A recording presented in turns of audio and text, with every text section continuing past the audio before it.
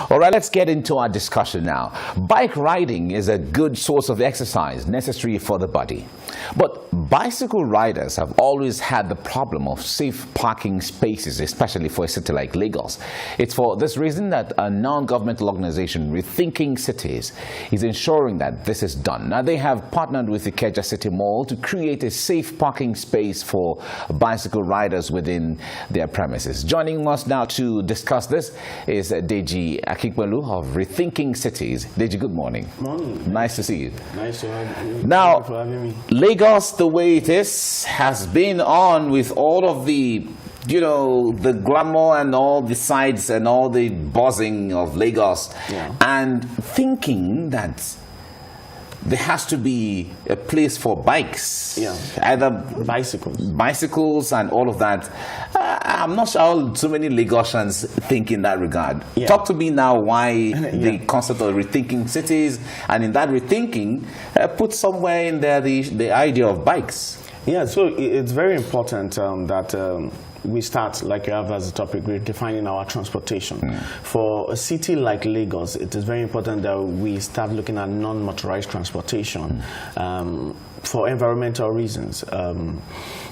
We need to reduce our carbon footprint to make our air cleaner and safer. We are prioritizing a whole lot on motorized transportation, building more roads for cars and all of that, whereas that would never solve our transportation problem at the end of the day. You're just going to have more cars, more roads, more cars. Congestion is still going to happen. But if we have everyone going on bikes, for instance, if I have to park my car somewhere and then ensure I have a bike, at the end of the day, are we not going to have the confusion of bikes all over the place? Yeah, interesting. So number one, everybody can go on bikes. Okay. So bicycles are now becoming just another means of transportation, particularly for a city like Lagos, short distances. I stay very close to your studio here. I just needed to just ride via CMD Road, but I can't do that. The CMD Road is so narrow.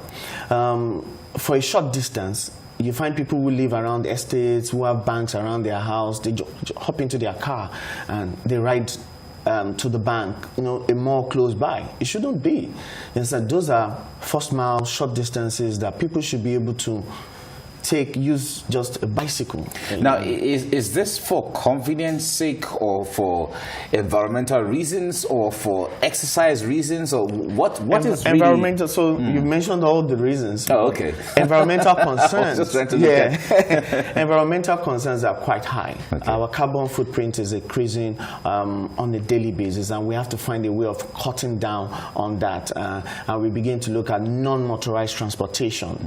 Lagos State government has a non-motorized transportation policy, which needs to be legislated, whereby we are putting priority on non-motorized transportation to create a healthy city. Health for the people, and the environment, saving the environment is very, very important. And the reason why everybody is bringing out their car, and check averagely in Lagos, you look into a car, how many people are seated inside our car? One guy in a car, and look at the amount of space it occupies on the road. You understand? So you're also talking about the chaos of having so many bikes on the road. Exactly. Yeah. Because if you go to a place like China, not even China yet. China, there's some level of coordination because they built their cities that way. If you go to a place like Berger, for instance, areas where bikes are used, where moving and navigating some certain places is very challenging because of bikes all over, so unorganized, so chaotic sometimes. Is that not the kind of picture it's about infrastructure? Okay. You understand? Understanding that your city needs this. Recently, Lagos State government banned Okadas in motorcycles in major ways. And I discovered where I live, around Berger, you see a lot of people trekking and walking. So it is not just only about bicycles, it's about making the city bikeable and walkable.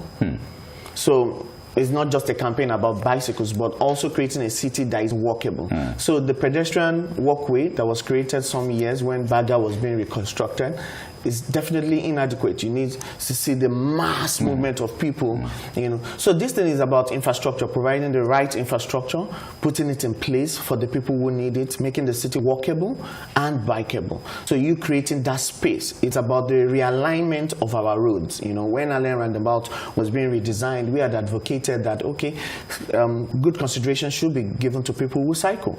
Allen Roundabout then links you to Adeni Jones, Allen Avenue. Exactly. You have a lot of people who reside in that area and who use bicycles. You understand? But now when you go to that place now, it's total confusion for people who use bicycles. You understand? When do I move? Because there are no traffic signs for bicycles to when bicycles should move.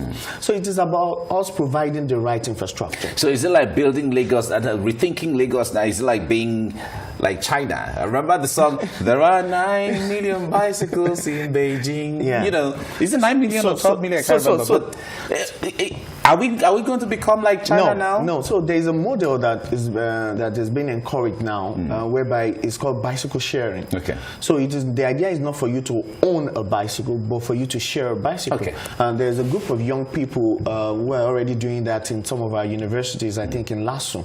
So it's a business initiative that people are picking up. So it's called bicycle share. Right. So you just switch on an app, and you see the available bicycle within your vicinity. You hop on it. When you drop, somebody else picks it up and uses it. So it's communal, it's ownership. It's not so. By so doing, you reduce, you know, a situation whereby you have so many people having bicycles on the road. Yeah. You know, we have our courier system. You know, since the pandemic, people are now using courier services. There are young people in the city of Lagos who are now starting courier services using bicycles, instead of you having to use for short distance delivery. So it is all about having a rethink about this entire process and encouraging people to take this medium. How about the issue of safety? Because some people feel that the society, maybe where they live, is not safe enough, and if you are on unmotorized vehicle, sometimes hoodlums or anybody can have access to you quicker than if you are driving a car. So it's all about where public enlightenment and education comes in. Okay. We really need to know that there are other road users. So I think the mentality of the average driver in a city like Lagos is like, okay, road is only meant for cars. For cars, no. You share the road. Right. You know, that's the message of one of the cycling clubs in Lagos. You share the road with the people who are walking, people who are cycling. People have rights. You know, like you notice zebra crossing in the city of Lagos. You see people on the zebra crossing and drivers are just vroom, vroom, vroom, vroom, you know, totally wrong. And some of them don't understand what a zebra crossing is. Yes. In fact, there was a cartoon some time ago, graffiti some time ago, where a driver was asking somebody, there was someone crossing the zebra crossing, and the driver was, "Are you a zebra? Are you a zebra?" You know? So it's about education. Don't ever think that because you are motorized, you are the only one that own the road or you should have access. There are other road users and you have to respect. So traffic calming measures, you know, speed limits, limiters, people respecting, you know, you drive in this part of the world, people don't even know what the speed limit on that road is. The issue from now, you talk about speed limits, the issue of understanding road signs and all of that is kind of really complex. Now, even for bikes or for motorcycles, you're driving on the road sometimes, and a bike doesn't know that he has to be on the right-hand side of the road. Sometimes they are riding on the fast lane. Yeah. And there are cars coming from all over the place. You're honking behind. He doesn't even know, I'm not supposed to be here, I'm supposed to be this way, and all of that. Yeah. Where should we start from? Isn't the issue so complex? So it's education on every side. For cycling, bicycles, in the city of Lagos, people have associations, they have groups, and you know, they educate their people on how to ride. I think we need to educate the other people who are motorized drivers more on having respect for these road users. So, and the NMT policy that is being proposed, for instance, 30 kilometers an hour road is a shared road, but also in the city of Lagos we have ample opportunities to create dedicated bicycle lanes.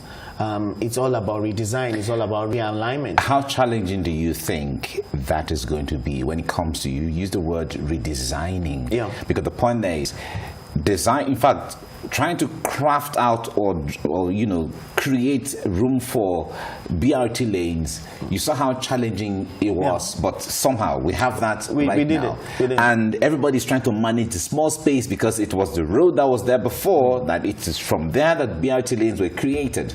Now, there are structures this way, there are structures that way. Where do you do all of those? Yeah, where you do all of this, it is very, very important that we know that we need to prioritize. It is not, it is the way forward for the city. You don't think that, okay, we have to continue. So it is the issue of where there's a will, there will always be a way. There will always be a way. You understand? So talking about the BRT lanes and the BRT bus stops, we don't have bicycle racks. There are people who want to just use first mile from their house. Their house is very close to. People are cycling in Lagos, but you are not providing infrastructure to encourage it so that you can have more infrastructure. There are opportunities for expansion. Allen Roundabout was done recently. You understand? It's just for you to make traffic signals there. And there are some roads you can't expand. They are small. And if you're going on the Lagos Ekpe Expressway, they're redesigning all of those. Yeah, so there's a whole lot of changing them into. There's a whole lot junctions. of road reconstruction that is going on, but we need budgetary provision, a law that backs up non-motorized transportation provision. If there's no law that backs it up, there's no budgetary provision for it. So because we cannot continue to go the way we're going. As far back as the 80s, you hear of Lagos traffic, but a lot of people are bringing out their cars for unnecessary reasons. All right. You understand what we can avoid. All right. Now, when it comes to the mentality, let's come back to the mentality of the average Nigerian now. Yeah. Everybody hopes, so many people hope and pray that they buy a car someday, and then when they buy a car, you go to the church or you go to the mosque to give testimonies, and then you call friends and you celebrate the buying of a car. So it's kind of a status. A status thing. So the point there is, you're telling somebody to go back to the use of bicycles. They feel that they've gone past. What do you think that mentality? How do you think? I understand what you're saying. People associate things like cycling and walking to poverty. To poverty. Yes. So that's part of the orientation that we need to change. The fact that you see somebody walking on the road does not mean that they are poor, and it's really a challenge in this part of the world. Interestingly, we have a whole lot of high upwardly mobile people who are cycling on Lagos roads. You see them on the weekends and all of that. So it's not something that I believe should be associated to poverty or a status. In fact, people who cycle should be more celebrated. Each time I have the opportunity of seeing somebody who is cycling on the road, who have the habit of cycling every day to their workplace, I find it very, very interesting, and those people should be commended. Those people should be celebrated because they're giving us a better environment. So it's reorientation, letting people know that the person who is cycling is contributing more to the environment in a better way than you, that you have your big Jeep that is causing a whole lot of carbon emission. Wow. So I should think about buying a bicycle then? Yeah, please do. By the way, what's the cost of a bicycle now? You have bicycles ranging 20, 30, 40 upwards. I see. Yeah. Okay. So well, that's fine. Maybe I'll think about buying a bicycle. Yeah. But let's talk about because you were talking about redesigning. The moment you use the concept of redesigning, then it is government you're bringing in now. Yeah. How is government buying into this? What kind of engagement are you having with government to have a buy-in into this so they can make it maybe a policy, and then the redesigning takes place, and then the investment into that area takes place? Yeah. So the engagement with government has been on the non-motorized transportation policy, which is in draft. And the Ministry of Transport is actually responsible for that, and what we've agitated for is for us to actually ensure that this policy becomes a law. So the executive needs to speed up on it, and then let us see it become a law so that there can be budgetary provision for infrastructures such as this. But what we've gone ahead to do is also to work with the private sector, like Ikeja City Mall. We engage with them and we said to them, you have Alausa here, the government office, you have several estates around you. Why don't you make a parking space for bicycles? And which they agreed to. And today now, if you leave or you walk around Ikeja City Mall. You can drive in your bicycle, and you have a space there where you can just lock your bicycle and go in and shop. Before now, people will have to drive in and just park somewhere, you know, it just hang on that over. Somebody will not steal your bike. On the whole, what challenges do you foresee in bringing that, in rethinking the city of Lagos, for instance? Yeah, the challenges, part of it we've mentioned already. Reorientation, educating people. We have a whole lot to do in terms of not just government, but also letting people know what, take for instance, share the road. Let motorists, people who drive, say you are not the only person that own the road. You have to be conscious of other people. You understand? So we're all stakeholders. We are all stakeholders. It's a public space. It's the public space that needs to be democratized. So you let everybody have their own right. So on the part of the people, enlightenment. On the part of government, putting in place the right policy, private sector. A mall has decided to do a parking space. Banks too should take it up. You know, you have several banks closed within residential areas. I don't need to hop on my car before I get to a bank around my house. I can just hop on my bike. Okay. Well, Deji, I'll try to buy a bicycle. Maybe I have to consult with you. And then I used to ride a bicycle so many years ago, but I don't know how it's going to be now if I'm going to don't worry, bicycle, don't worry. I know if you've done it before, you can do it again. All right, Deji Akinpelu, thank you so much for your time, and we wish you well in the concept and idea of rethinking Lagos, because certainly when it comes to environment and even the exercise and all of that, I know it will go a long way. Thank you very much. Thanks for having me. Right.